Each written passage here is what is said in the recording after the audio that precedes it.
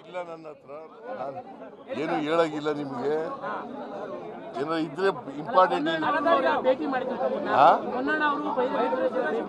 ಹೊನ್ನಣ್ಣ ಇದಕ್ಕೆ ಹೋಯ್ತಾ ಇದ್ದ, ಅವ್ರ ಕಾನ್ಸ್ಟಿಟ್ಯೂನ್ಸಿಗೆ ಹೋಯ್ತಾ ಇದ್ದ, ಭೇಟಿ ಆದ ಅಷ್ಟೇ.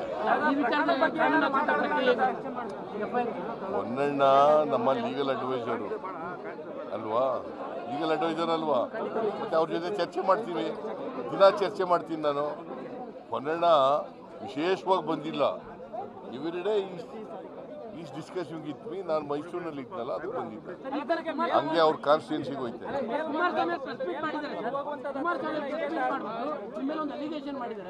ರಾಜ್ಯಪಾಲರು ರಾಷ್ಟ್ರಪತಿಗಳ ರೀತಿ ನಡ್ಕೊಳ್ತಾರೆ ಹಿಂದೆ ಹೇಳಿದ್ರಿ, ರಾಷ್ಟ್ರಪತಿಗಳು ರಾಜ್ಯಪಾಲರು ನಡ್ಕೊಳ್ತಾರೆ ಹಿಂದೆ ಹೇಳಿದ್ರಿ. ಈಗ ಉಲ್ಟಾ ಹೇಳ್ತಾ ಇದ್ದಾರೆ, ಇದು ಡಬಲ್ ಸ್ಟ್ಯಾಂಡ್. ಏನು ಡಬಲ್ ಸ್ಟ್ಯಾಂಡ್ ಏನು ಹೇಳ್ತಾರೆ? ರಾಜ್ಯಪಾಲರು ರಾಷ್ಟ್ರಪತಿ ಹೇಳಿದ ರೀತಿ ನಡ್ಕೊಳ್ತಾರೆ, ರಾಜ್ಯಪಾಲರು ಯಾವತ್ತು ರಾಜಕಾರಣ ಮಾಡಲ್ಲ ಅಂತ ಹಿಂದೆ ಹೇಳಿದ್ರು. ಎಲ್ಲಿ ಹೇಳಿದ್ದೆ? ನೀವು ಹಿಂದೆ ಹೇಳಿದ್ರೆ 2011 ಶ್ರೀ ಕುಮಾರಸ್ವಾಮಿ ಬರೀ ಸುಳ್ಳು ಹೇಳೋದು, ಅವ್ರಿಗೆಲ್ಲ ಉತ್ತರ ಕೊಡೋದು, ಎಲ್ಲಕ್ಕೂ ಉತ್ತರ ಕೊಡಕ್ಕೆ ಹೋಗಲ್ಲ. ಅಲ್ಲ, ನೀವು ತರಾತುರಿಲಿ ಅದನ್ನೇ ಹೇಳಿದ್ರೆ ಕುಮಾರಸ್ವಾಮಿ ಹೇಳೋದಕ್ಕೆ ಉತ್ತರ ಕೊಡಬೇಕು ಅಂತ ಎಲ್ಲಿದೆ? ಎಲ್ಲಿದೆ? ಎಲ್ಲಿ ಕೊಡಲೇಬೇಕು ಅಂತ ಎಲ್ಲಿದೆ? ನಾ ಕೊಡಲ್ಲ ಇದಕ್ಕೆ. ಕುಮಾರಸ್ವಾಮಿಗೆ ಉತ್ತರ ಈ ವಿಚಾರದಲ್ಲಿ ಕೊಡಲ್ಲ.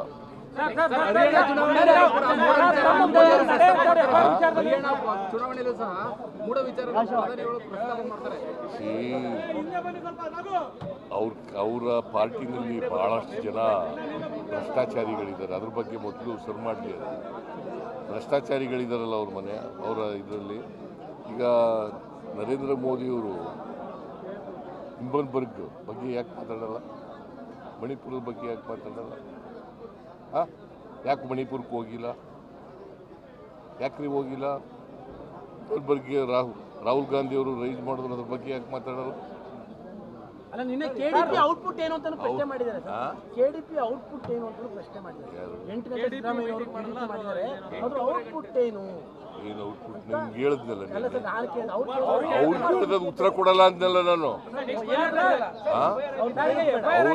ಇದಕ್ಕೆ ಉತ್ತರ ಕೊಡಲ್ಲ. ಔಟ್ಪುಟ್ ಏನು ಅಂತ ಕೇಳಿದ್ರೆ ಏನಂತ ಉತ್ತರ ಕೊಡೋದು?